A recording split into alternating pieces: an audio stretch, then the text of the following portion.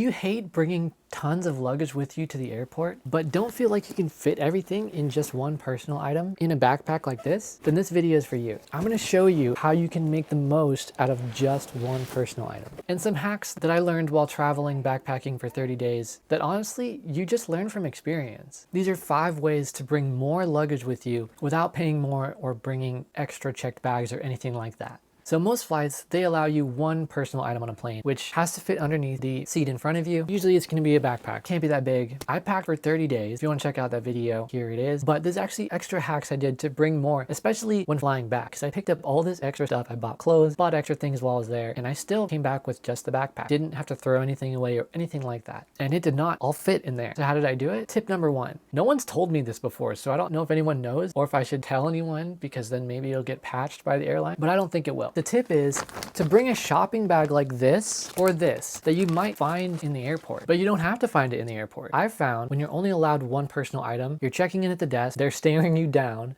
to ask you if you only have one personal item. I can have the backpack on my back and carry a giant shopping bag with me filled with stuff, and they don't care. They let you through security and everything, all the checks, and this is in American airports where they're super strict. So why do they let you do this? In a lot of airports, basically all of them, they have a bunch of stuff you can buy. They have clothing stores, jewelry, technology, all this stuff that usually they charge extra for sometimes, but a lot of times it's tax-free and you walk out of there with shopping bags. But when you get on the plane, they're not gonna tell you, oh, you can't bring those, you only have one personal item, because they know, or they're gonna assume you bought it in the airport. That's where the hack comes in. You don't have to buy it in the airport. You can just walk in with a shopping bag, go to the gate, and they'll assume you bought it in the airport. This means you basically get to have 2 personal items for the price of 1, which is no price at all because it comes with every ticket. Again, I don't know if I should be telling you that, but I just did. So if you like these secret tips, go ahead and drop a like or subscribe if you're feeling really generous, but only if you're getting true value out of this. Step 2, and a lot of people know about this already, but just in case you don't, I want to tell you. And that is rolling your clothes or anything fabric-y.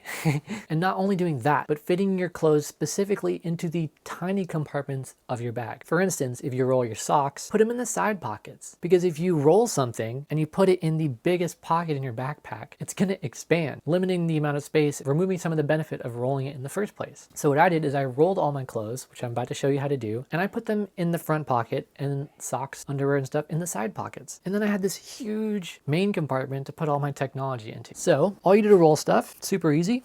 Start with the bottom, take it, you fold it over like this, then you lay it flat. And the reason you're doing this, right, is so that it sort of acts like a seal at the end, which you'll see, which you get to fold over. Put it down, then you want to fold the sleeves over top like this, so they're not outward. Depending on the width, generally you fold it in half. Sometimes you can fold it more than that, but most of the time it's going to be in half.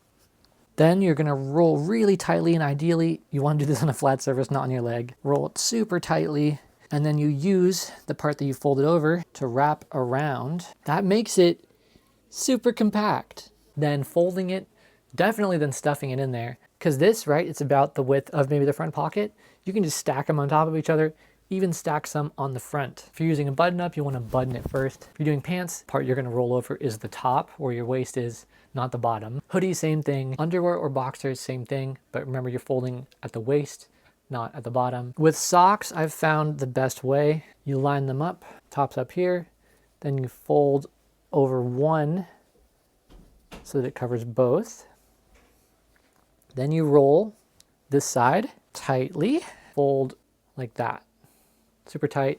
Then you can fit these in the really tiny side compartments. You can fit multiple in there, and it really packs down that space. There's tons of videos of this on YouTube. The key here is putting them into the smallest compartments you can find, especially when it comes to using a backpack like this. Maybe you're using a suitcase. Maybe you want to throw them in the front compartment, right, instead of the main compartment, and it really will do wonders. Next, we have something that you might have heard of, a little more savvy than this, but another thing that they don't care if you bring extra is those neck pillows. What some people don't know is you can unzip those, take the cushion out, take your rolled clothes and put them in there. It's the same amount of comfort with the neck pillow, but you're packing these extra clothes into it without having to pay an extra fee. And you can just take them out when you get there because you're mainly using the neck pillow on planes anyways. You don't need it when you get there. Then it takes up less space and you have these extra clothes to wear. Hack number 4, wear the bulkiest clothes into the airport.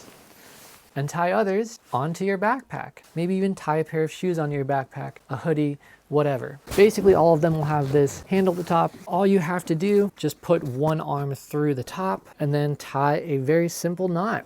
Knots are very easy to untie, so don't worry about it getting stuck. That'll only happen if you double or triple knotted or something. One knot is fine, I've found, in most cases. Another thing you can do is tie other jackets around your waist. This can be really helpful if it's hot in the airport and you don't want to wear a ton of stuff. Just take the hoodies off and tie them around your waist like you did in elementary school. A lot of people know about that, but I don't want to overlook anything important like that can really help add on to this. The fifth thing, which again is something that I probably shouldn't be saying, when you pack all this stuff, sometimes your bag will be so big that it doesn't even fit under the seat in front of you, which technically it has to. Otherwise you have to pay to carry it on. However, if you're the type to really be strategic about the way you pack, you also are probably the type to get budget tickets, meaning you board last, which I did every single time. So I would board last, I would have this enormous bag, and sometimes I would get an aisle seat. And oftentimes they'll have a bar underneath the seat in front of you, which makes the compartment even smaller than normal. So if you were in the middle seat, those tend to have the biggest space to put your bag under. Little tip there. But the aisle seats usually have the least. What you can do, board last or close to last, when the plane's close to taking off, they don't want to waste any time. And instead of putting the bag under your seat,